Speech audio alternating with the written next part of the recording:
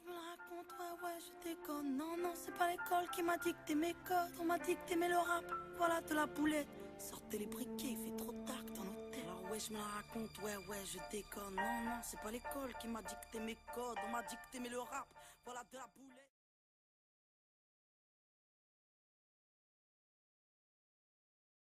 C'est un reportage de deux écoles qui sont situées en Wallonie. En général, le règlement prévoit l'organisation dans l'école, mais le règlement doit adapter à l'évolution de la jeunesse. Dans la première école, ils ont deux nouveautés pour la rentrée, les empreintes digitales et les casiers, et un mur de casier. Dans la deuxième école, le GSM est toléré, mais il doit l'éteindre dans les classes. Et les crêtes, les boucles dorées pour les hommes et les mini-shorts sont interdits. En général, ils sont trois principes: la responsabilité, le respect et la sécurité. Et la sanction doit être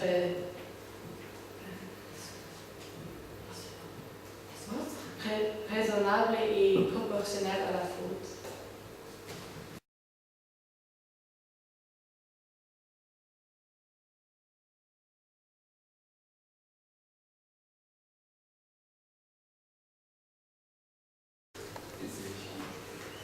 C'est une bonne règle, il faut avoir de la structure, mais l'école doit tenir compte des problèmes causés par les retards des transports publics. À mon avis, je suis d'accord pour le lire parce qu'il est arrivé en temps pour l'école, c'est important pour les élèves.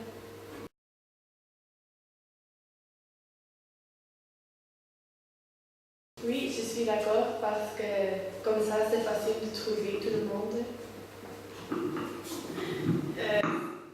Sinon, ce serait de chaos.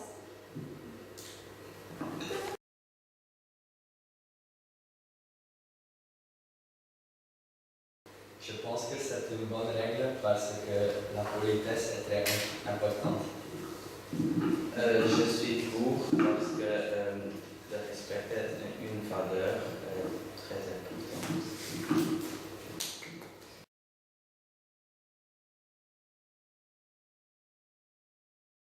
Je suis d'avis qu'un sac devrait aussi être permis à condition qu'on la solde. Certainement non.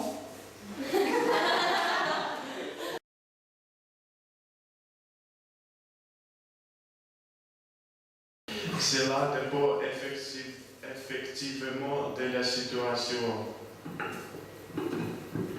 Je ne suis pas d'accord. J'estime que cette règle n'est pas nécessaire pour les élèves d'une école secondaire.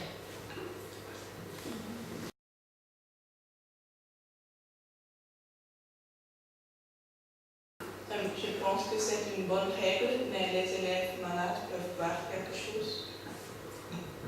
Je suis d'accord.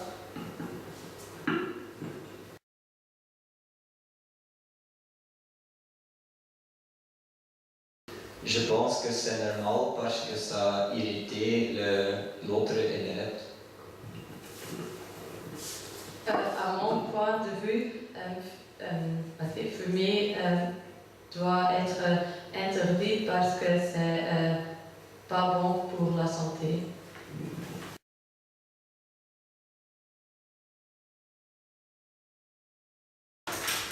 Je suis d'accord parce que la sonnerie des GSM dérange les leçons.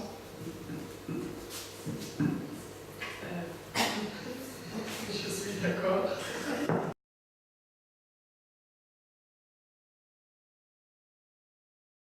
C'est une bonne règle parce que l'école peut savoir pourquoi l'élève n'est pas à l'école.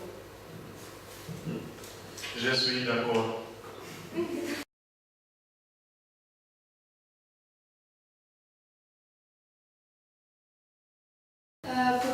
ce n'est pas être interdit pour les élèves parce que c'est la responsabilité des élèves en cas d'accident.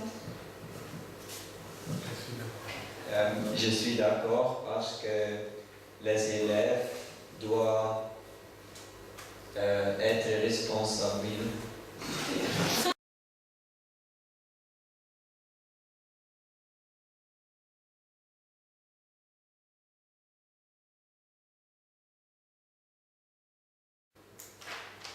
Le texte s'agit de la question si l'uniforme doit être, si les élèves doivent porter l'uniforme à l'école. Un internat d'excellence en Seine-et-Marne à l'uniforme et dans le texte, l'intervieweur demande aux employés de l'école et aux élèves s'ils sont d'accord. L'élève n'aime pas l'uniforme, mais les professeurs et les autres gens qui travaillent à l'école sont positifs.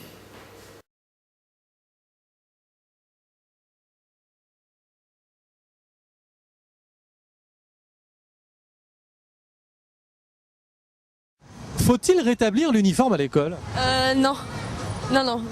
Parce que c'est super moche. Désolée, mais c'est trop moche. Et je pense que tout le monde doit montrer son propre style. J'ai été dans une école privée avec un ensemble et c'était pas plus mal. Il n'y avait pas de distinction entre les riches et les moins riches, quoi. C'est pas moderne, voilà, c'est un retour en arrière et puis c'est un petit peu une façon pour le gouvernement de marquer son empreinte sur ce qu'ils appellent les jeunes maintenant et voilà, c'est complètement un retour en arrière. Ça peut améliorer les rapports humains parce que les gens vont se dire voilà, il est comme moi, il va pas se dire il est différent parce qu'il porte des baskets ou quoi que ce soit. Les adolescents ont besoin de se retrouver dans leur personnalité par leurs vêtements et leur style. Voilà, je pense qu'un uniforme, ça enlève un peu la personnalité de tous les adolescents. Ça permettrait de revenir à certaines règles de civisme. Je pense que voilà, ça apporte beaucoup de principes et de valeurs qu'on retrouve plus aujourd'hui dans l'éducation. J'aime pas être comme tout le monde, montrer ma personnalité. On n'est pas obligé de s'affirmer par les vêtements, on peut s'affirmer par des gestes, la façon de parler, la façon de se comporter en classe, c'est complètement différent. Je pense qu'il y a différentes façons de s'exprimer. Autre que l'habillement. Bien sûr, on pouvait voir s'il y avait des chaussettes ou des chaussures, mais ceci dit, je trouve qu'on avait un rapport d'égal à égal. Ça permet aussi par la suite tout simplement quand on va à un entretien d'embauche ou autre, à savoir se tenir, à savoir se présenter, parce qu'aujourd'hui les gens ne se mettent plus vraiment en valeur. Donc,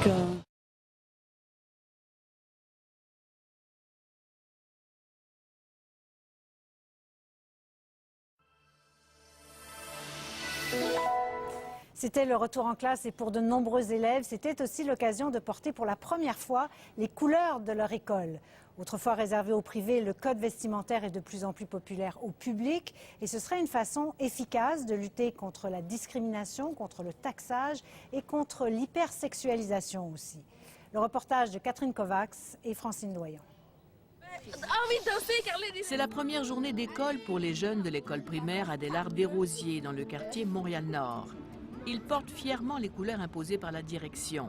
Le rouge, le noir, le beige et le blanc. L'enfant doit apprendre à se personnaliser, mais autrement que par son habillement, par sa façon d'être. On ne peut pas se faire critiquer par les autres. On ne peut pas dire toi t'es pauvre, l'autre est riche. On ne peut pas dire que les personnes sont mal habillées. Alors là, on enlève le paraître pour l'être. Ça fait 4 ans déjà que l'école a adopté un code vestimentaire. Tout un défi pour cette institution située dans un quartier où plus de la moitié des résidents vivent sous le seuil de la pauvreté et 49% des familles sont monoparentales. C'est d'ailleurs cette mère de famille qui a initié le projet.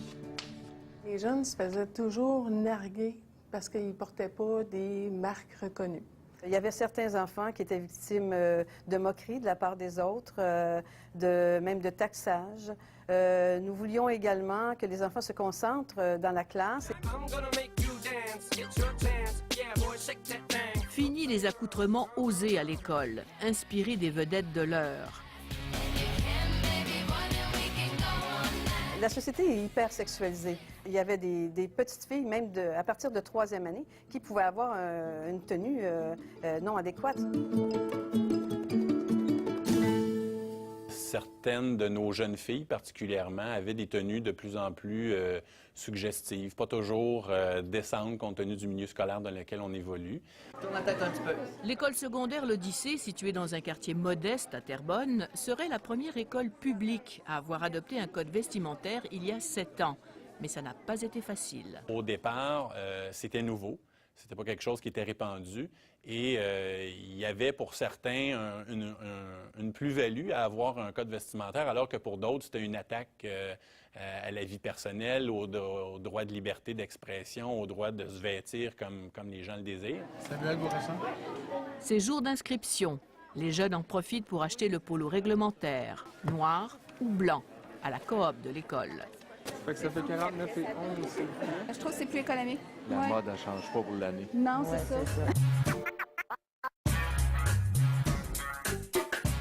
La maison Piacente à Montréal est un important fournisseur d'uniformes scolaires au Québec depuis 20 ans. On y trouve les uniformes de 50 écoles privées et 10 publiques. Son directeur est un homme bien occupé. Ça développe aussi le sentiment d'appartenance à l'école. Ici, on a même embauché une styliste il y a 2 ans.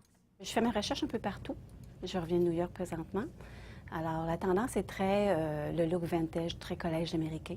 L'uniforme au grand complet. L'uniforme scolaire, c'est tendance. L'émission Virginie s'y est même intéressée.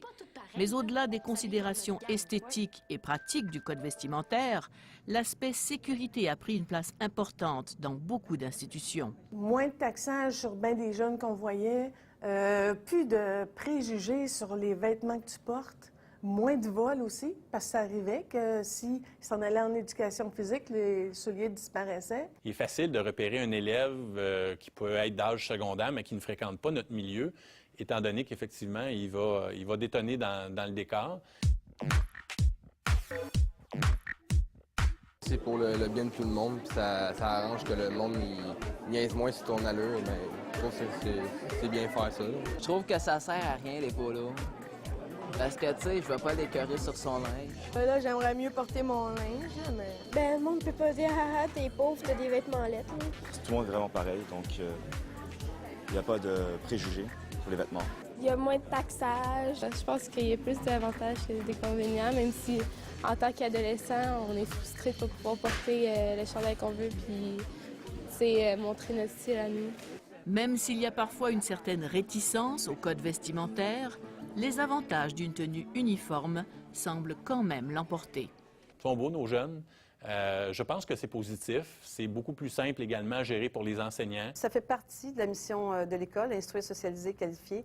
Et je pense que les enfants apprennent, ont appris de ça et ça serait garant pour leur futur.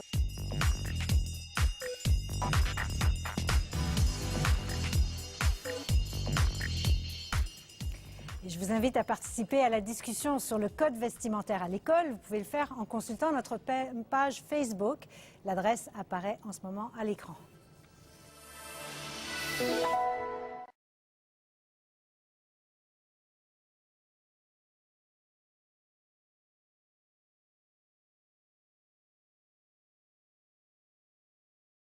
Bonjour tout le monde. Aujourd'hui, on va discuter sur phrase l'uniforme à l'école est une bonne idée. Premièrement, on va écouter monsieur le directeur. Monsieur le directeur, que trouves-tu de cette idée? Je pense que l'uniforme est bien parce que tout est pareil et on n'a pas le code marginal et le code prétentieux.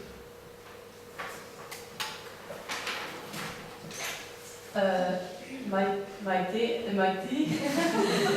pour l'uniforme, Qu'est-ce que tu trouves de l'argument de monsieur le directeur?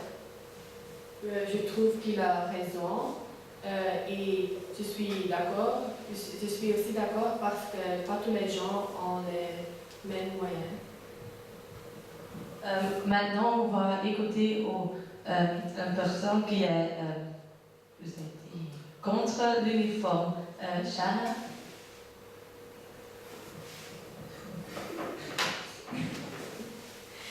Un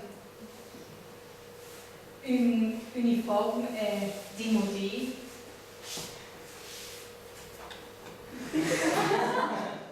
Et quoi est demandé à l'uniforme?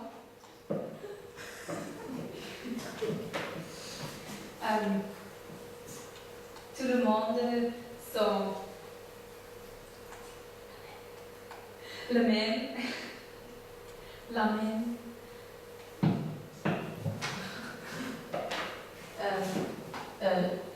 Alina, quoi tu trouves de cet argument? Sont tous les uniformes démodés? Non, il y a des uniformes qui sont beaux et avec des couleurs très beaux. Il y a aussi quelques parents dans la table. À la table. Quoi vous trouvez de l'uniforme? Quoi? Non, ça. C'est une bonne idée parce que mon enfant prend beaucoup de temps pour choisir votre vêtement à la matin et l'uniforme c'est une bonne idée parce que c'est pas beaucoup de temps pour choisir. Pour moi, c'est une bonne idée parce que tout le monde est pareil. Il y a plus marginalité d'un côté et plus précision de l'autre côté. Il y a quelques gens qui disent que l'uniforme favorise l'esprit de groupe. Arthur, qu'est-ce que tu trouves de ça? Je suis d'accord parce que tous les enfants qui portent une uniforme forment un groupe et toutes les personnes qui portent cet uniforme se sentent membres du groupe.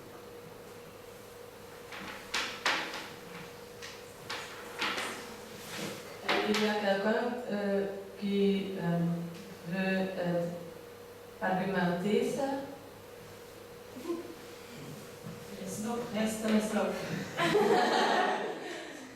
Ça c'est juste, mais il dit l'habit ne fait pas le moins, Jorai.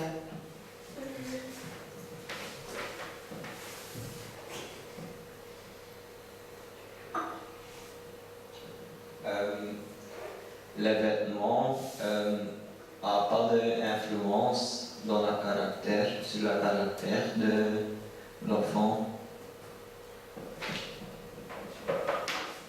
Peut-être les élèves comportement différemment s'ils portent un uniforme. Jorai, tu es pour l'uniforme? Non.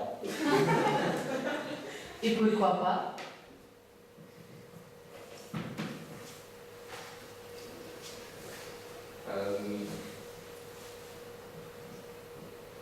Je pense que c'est pas pratique. Henry, qu'est-ce que tu trouves de l'argument de l'uniforme n'est pas pratique? L'uniforme peut être pratique, mais pas à l'hiver, quand les filles doivent mettre une jupe. Je suis d'accord. Je suis d'accord avec Hermine.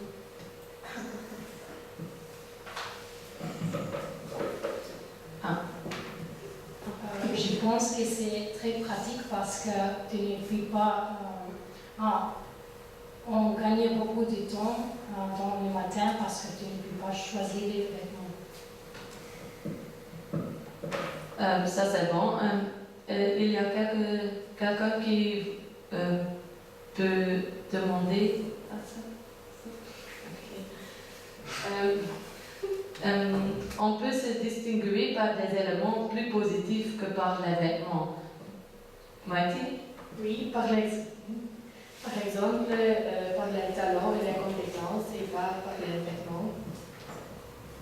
Ça c'est juste. Les professeurs qu'est-ce que tu trouves de ça?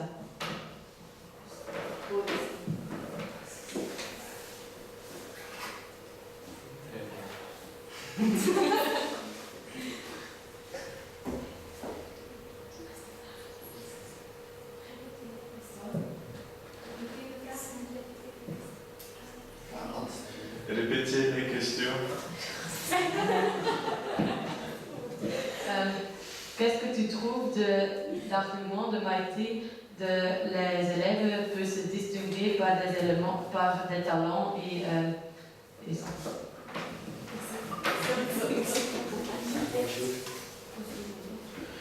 On peut se distinguer par ses talents et ses compétences. Ah oui. Maïti a dit ça. Qu'est-ce que tu trouves de ça? Je suis d'accord avec Maïti.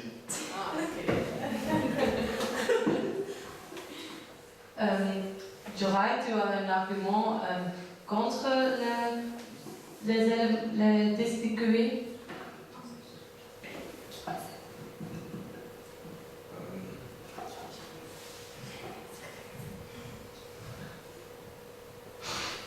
Tu peux passer le micro.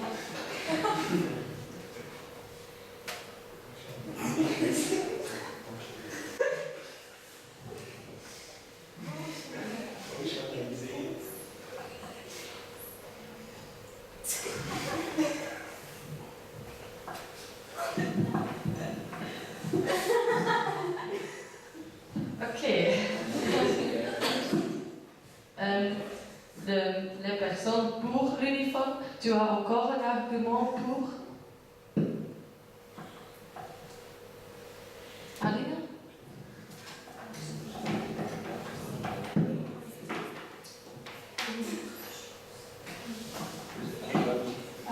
Avec l'uniforme, on a l'air plus intelligent et soyeux. Je suis d'accord. Oui. Shana, tu as... Tu distinguer avec les autres choses, par exemple le GSM.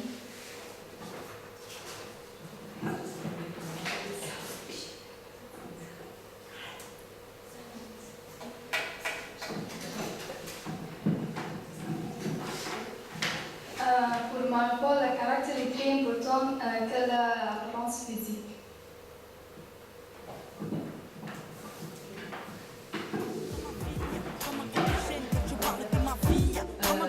L'uniforme favorise l'esprit de groupe, par exemple.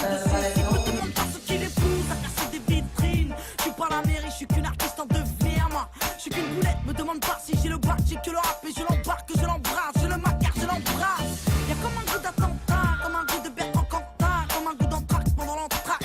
Y'a comme un goût de foulec chez les